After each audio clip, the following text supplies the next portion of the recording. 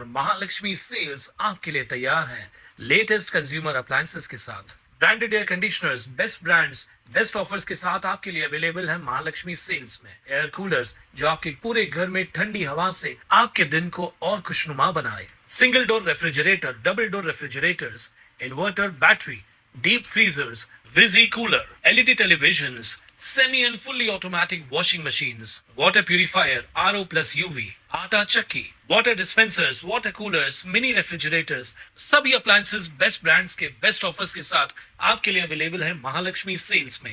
राजू भाई आगे बढ़ो, हम तुम्हारे साथ हैं। राजू भाई आगे बढ़ो, हम तुम्हारे साथ हैं। बीजेपी जय हो, बीजेपी जय हो, बीजेपी जय हो। राजू भाई आगे बढ़ो।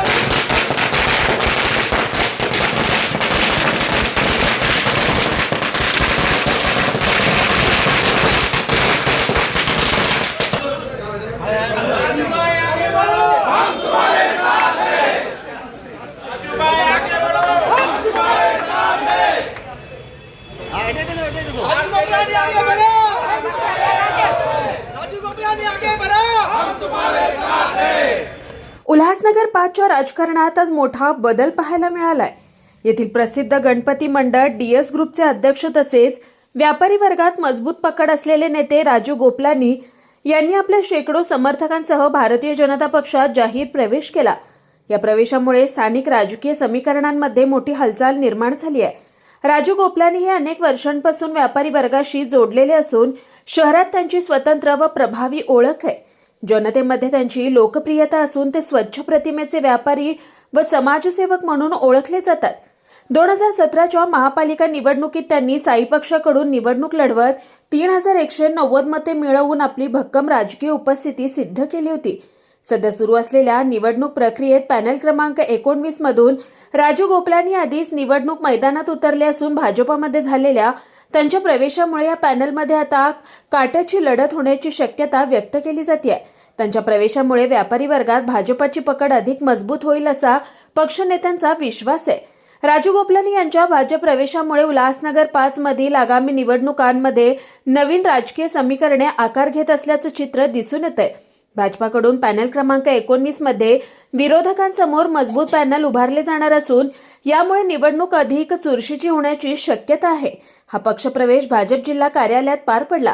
यावेळी जिल्हाध्यक्ष राजेश वधारिया, आमदार कुमार आयलांनी, निवडणूक अध्यक्ष प्रदीप रामचंदानी, अमर लुंड, शेरी लुंड, लखीनाथांनी, मनोहर खेमचंदानी यांच्यासह भाजपाचे अनेक मान्यवर नेते, पदाधिकारी व कार्यकर्ते मोठ्या संख्येने उपस्थित होते। पैनल नंबर 19 में दो सबसे बड़े प्रॉब्लम्स हैं।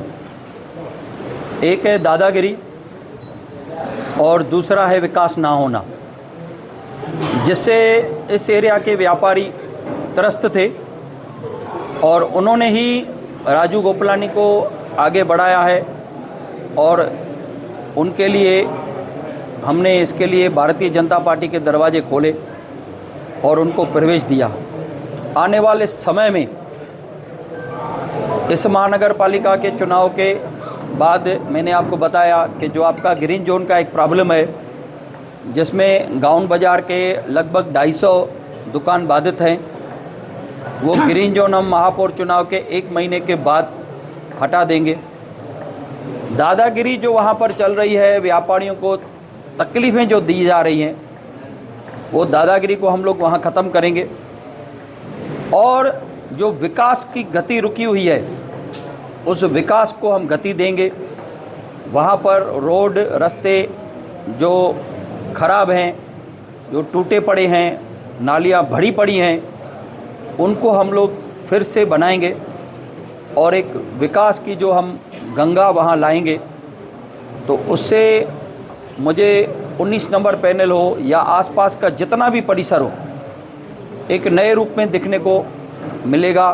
आप सबको ये दिखने को मिलेगा कि भारतीय जनता पार्टी एक बार वहाँ जब चुनाव जीत के महापौर बना के आएगी तो पूरे उल्लासनगर 5 का, गाउन बाज़ार का, 19 नंबर पैनल का पूर्ण विकास करेगी।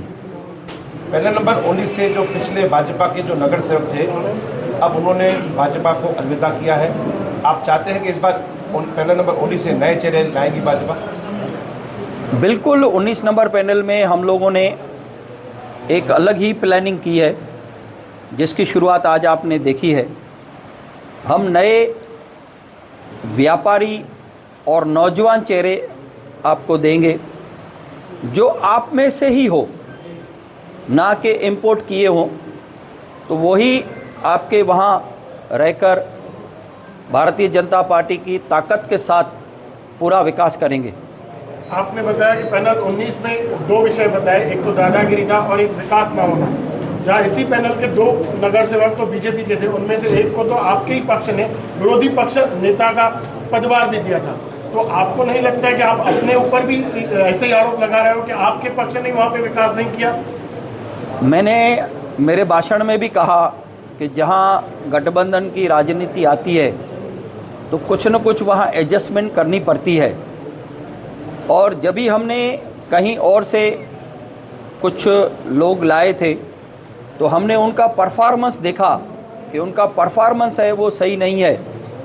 और जिस समय पे कोई नगर सेवक वहाँ दादागिरी करता है तो बाकी के नगर सेवक चुप रहते हैं। आपको याद होगा कि इनकी जो दादागिरी थी, इसके खिलाफ मैंने महासभा में भी आवाज़ उठाया था, जिसके बाद वहाँ महानगर पालिका के द्वारा कार्रवाई हुई थी। तो मैं आपको स्पष्ट संदेश देना चाहता हूँ कि उस समय पे जो आपके नगर सेवक थे, उन्होंने जो कार्य नहीं किए और जो दादागिरी की, हम दोनों चीज़ों को सुधारेंगे। सबसे पहले जय झूलेलाल। मेरे को पूरे भारतीय जनता पार्टी के ऊपर विश्वास है। हमारे जो बड़े हमारे वरिष्ठ उन्होंने मेरे को प्रॉमिस किया है, कुछ भी हो जाए हम आपके साथ रुकेंगे। बस इससे ज़्यादा क्या बोल सकता हूँ। 19 नंबर पैनल में कौन से विषय को लेकर आप चुनाव में उतरने वाले हैं? सर 19 नंबर पैनल में सबसे पहली बात तो बहुत तकलीफ है। एक ही रोड 4-4 बार खुदाई कर रहे हैं और जितने भी व्यापारी जितने भी यहाँ पे रुके उनको इतनी तकलीफ है आप पूछ नहीं सकते हो। उसके बाद मिट्टी धूल बहुत ज़्यादा, बच्चे लोग को तकलीफ। डंपिंग ग्राउंड, सर से मेरा बात हुआ, डंपिंग ग्राउंड हमको सबसे पहले जल्द से जल्द अपना वहाँ से ले लीजिए वहाँ से। प्रदीप राजू भाई, 2017 में आपने चुनाव लड़ा था, कुछ ही वोटों से आपकी पराजित हुई थी। 2017 अब 2026 में चुनाव है, 9 सालों के अंदर उस समय के चुनाव, आज के समय के चुनाव को आप कैसे देखते हैं? सर उस समय मैं साई पार्टी से रुका था, ये टाइम हम भारतीय जनता पार्टी रुक रहे, तो बहुत अच्छा अनुभव रहेगा। और हम लोग एकदम 19 पैनल नहीं, 19, 17, 18, 20 सब जीत के आएंगे। Bureau report Swanand media, Ulhasnagar. ताज्या घडामोडींसाठी स्वानंद न्यूजला सबस्क्राईब करा आणि बेल आयकॉनवर क्लिक करा।